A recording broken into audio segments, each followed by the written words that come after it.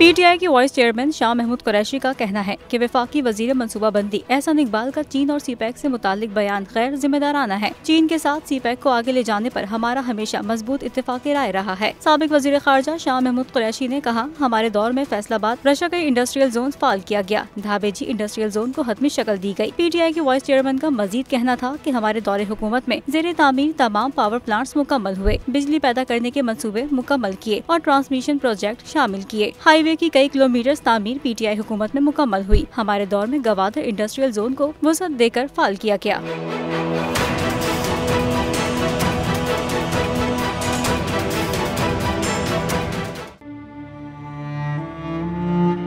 अवाम के लिए एक और मुश्किल, आटे की अदम दस्तयाबी पर अवाम परेशान।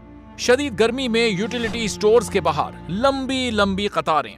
बोल ने निभाई सहाफती जिम्मेदारियां, पहुंचाई घर घर ये आवाज। इस्लामाबाद के यूटिलिटी स्टोर से सस्ते आटे का हुसूल शहरियों के लिए ख्वाब बन गया। बोल न्यूज हकायक सामने ले आया है। आओ मिलकर आवाज उठाएं, पाकिस्तान को बदलें बोल के साथ। बोल बना अवाम की आवाज। अवामी शिकायत पर बोल ने किया मुताल्लिका इदारों से मुतालबा।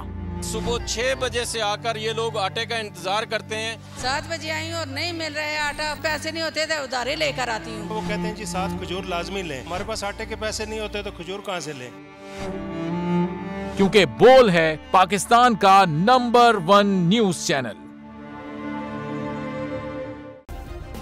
सब्सक्राइब करें और बेल दबाएं ताकि कोई खबर रह न जाए।